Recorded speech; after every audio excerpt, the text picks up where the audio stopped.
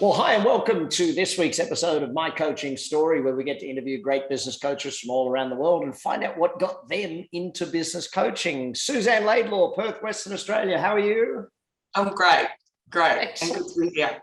You know, and when I look back over the last, almost 20 years of coaching, almost 20, and you think about all of that time, what keeps you coaching? Why do you love this thing so much?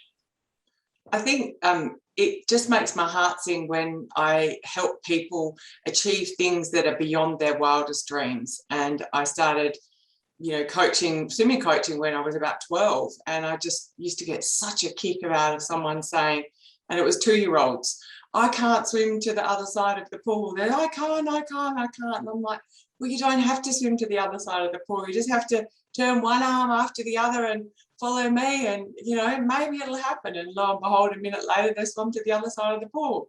And it's the same with coaching business owners. Actually, it really is. It kind of drives me nuts that business owners don't realize there is a systematic methodology or a recipe for growing a business. It must be fun, though, when you see people's eyes open with this whole thing. Absolutely. It's just, well, it's not so much their eyes open. It's like the lights go on. It's like, I get it now. The choice is mine. I get it now. I set the dial. I don't have to listen to all that noise outside and all that doubting negative monkey in my head. I can just choose where I want to go and set the dial and go there. It's so much fun to watch that happen. Let's go back, though, pre-coaching. What got you into coaching? What was your career prior to it? It was business, small business, and I'm sure you've probably heard me mention this a few times. My husband and I had our own business, and we got some kind of a newsletter or some kind of a flyer that you were in Perth. We'd heard about this young, entrepreneur, went to see you at one of your seminars and thought we knew everything. So we didn't think we needed coaching because we were making lots of money, which was funny. And then a few years later, we realized we didn't know everything. And at that stage, it was a local coach, Hank, who Hank Schmidt, yes. Hank Schmidt, who got our lead. And it was funny because it was you personally who were contacting us a few years before. So I imagine things would have been a bit differently if we had decided to, go beyond and say, yeah, we'll do coaching. Anyway, Hank took us on a journey for about a year. Then I got very sick and was given 5 years to live. So we'd luckily got our business to the stage where it was a commercial profitable enterprise that could work without us. So we sort of got to that level where we put a general manager in or put a manager in and backpacked the world for a year with the kids and homeschooled them because I wasn't well. We just thought, let's just enjoy life.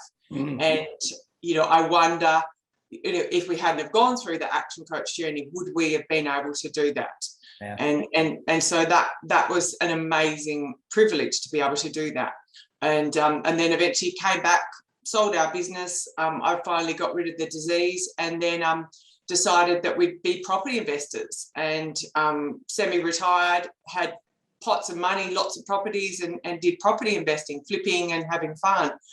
But we got brains in a bull market mixed up. And so with about 15, 16 properties on our hand and the debt to equity ratio just plummeted, we ended up nearly losing everything and had our 4 kids in the house.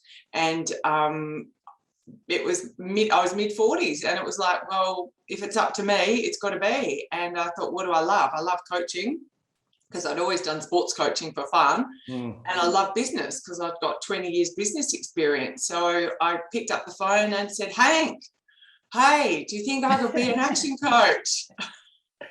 And here we are today, almost 20 years later.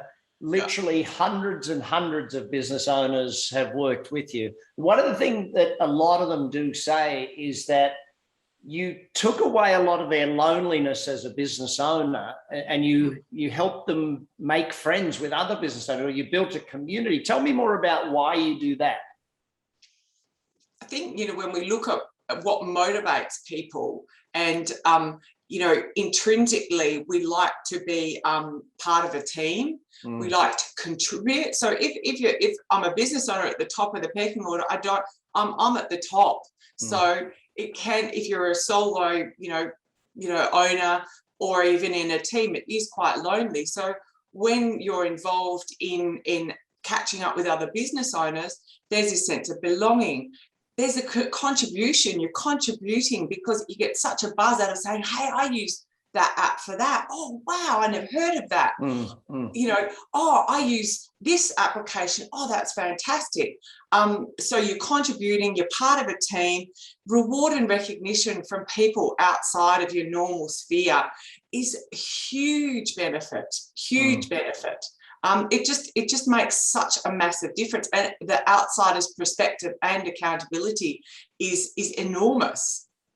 I think it's amazing. You hit on a point there that business owners don't get recognized. They don't get kudos from the community. What do they get? Oh, you should pay more taxes. You should do, all that stuff. And I love that's a part of it.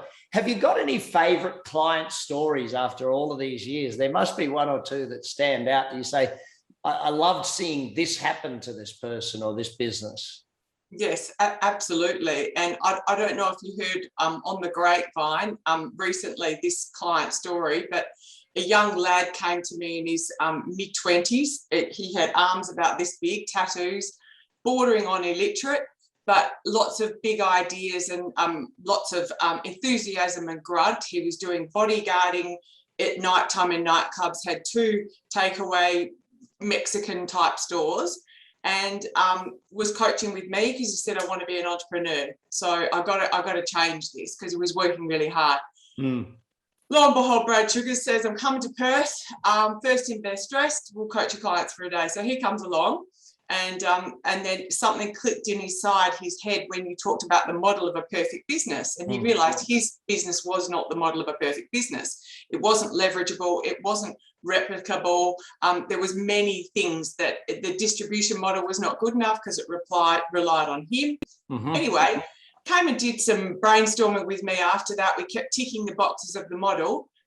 Long story short, we had a lunch the other day. He sold it for just over $7 million. Brilliant. I love it. I love that stuff. And he kept going back. It was Brad's framework. It was Brad's model. I kept having to tick those boxes, and we kept going back and say, is it scalable? Yes or no? Does it have reoccurring income? Yes or no? Is it something that people need all the time? Is it, reoccurring product or service? Is it global? And the only thing that was different from him was his belief in his head that he could do it. He didn't have any tools, no skills, nothing. He had a model, had belief, tenacity, and serious determination. He had the back, like me, back against the wall, nowhere to go. He was on the couch of his in-laws. Wow. I love stories like that. And I think that's one of the reasons why I love doing this business. I have all the other businesses that I run to make money, but this one, I still make money, but it's more about that. Now, over your shoulder there's a nice book of yours. Tell me what led to the book. How did that, and how do you use that to help your clients? I think as coaches, we draw a lot from our life experiences. And sometimes when people are having a hard time, they find it hard to actually see, the light at the end of the tunnel. And through my business journey, I've had a lot of serious challenges. And when we started our first business, we were unemployable, which a lot of people start a business because they're unemployable. Yes. They create a job for themselves. Yeah. So my husband had just been seriously burnt. He looked like Freddy Krueger. He had, a 3rd-degree burns to 17% of his body. I had a newborn baby, 6 weeks old, breastfeeding, not quite employable. And so we started a business. Yeah. So with my book, I've paralleled every time we had our back against the wall and the challenges that we had, but we still had to get up and pick up the phone and put a smile on our face at the business. We still had to pay the mortgage. And every business owner out there can't say they've gone for any period of time without having a challenge. But how do we navigate it? That's the thing that I think a lot of people in business books don't read. They read success stories or they read theory. So my goal was to put together, when the things hit the fan, when things that you just don't know how to get out of bed, how do we mentally navigate? It doesn't matter to the person who wants that service. They said, you get that fixed by tomorrow. Why is it not fixed? I don't care that, you know, your dad just died in a plane crash last night. I don't care your wife's got cancer, it's going to die in 5 years. I don't care. He just wants his product. So as a business owner, we all face challenges. I'm no different to anyone else. Everyone's had their challenges, but they still don't know how to navigate until they get some tools or maybe some inspiration from how someone else got through it. And that's why I unpacked all my crap. And it was big. It was like, took 10 years, and it was a lot of, I think, emotion and a lot of therapy and me going through it and unpacking it, because I'd stored a lot of it away. But in going through that story and paralleling it with the business related tools, you know, my hope was that I would touch 1 million people's lives. I want to be a millionaire of hearts. That's my goal. You know, and I love that goal. So talking of reaching more people, you don't just do the one-on-one coaching, you do a lot of programs for the smaller businesses. They can come to group programs. Tell me a bit more about those programs and why you do them that way. Well, I do the 2-day planning club where people get everything out of their head and create their business plan. And that is really because people lack the planning up the front. And they would not build a house without a plan. It would just fall down. If they just said, let's just put a slab down and wing the rest, it just wouldn't work. And that's what most business owners do. So if they come to me and say, I can't afford to do a business plan, I say, can't afford to be in business then. Because if you can't afford to make a plan, you cannot afford to be in business. I don't care whether it's a 20K a year business. I don't care whether it's $1 million business. You need to have a plan first to see if all the elements fit. So I do that in a 2-day workshop, in a boardroom scenario. I've done it with people from other countries over like this. I had a guy ring me from Singapore. He said, I've got board members all over the world. We've got a week to get a plan together to present to a board. Can you help us? I said, absolutely. So we just set some Zoom times up, and we did that with people, different board members from around the world. I've recorded my whole planning on the internet. So if people are in isolation or another country, they can go through the process over the internet.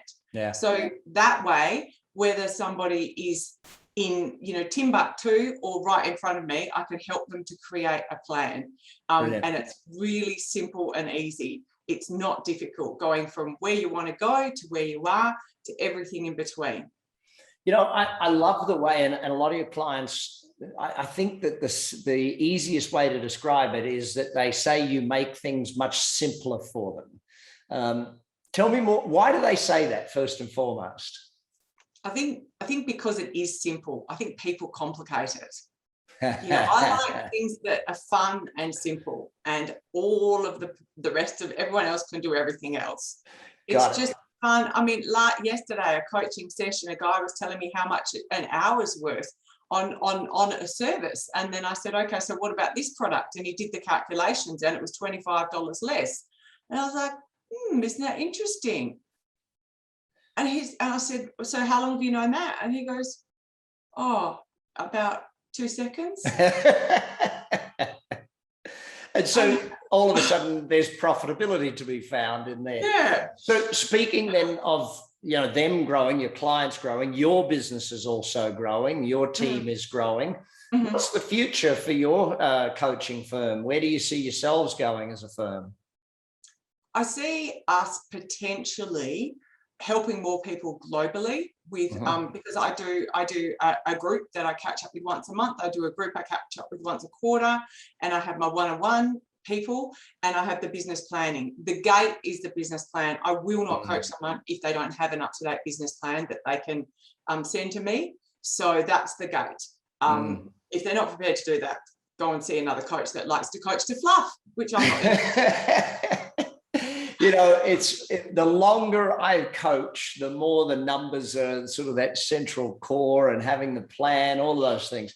Listen, Suzzanne, thank you so much for being such a great coach and helping so many people. And thank you for your time today and sharing just a little part of your coaching story. Thank you. And thank you for being you. Like, you're constantly giving, you're constantly celebrating, you're constantly putting your hand out to help, and it makes a huge difference to everybody. Thank you. I love that fact.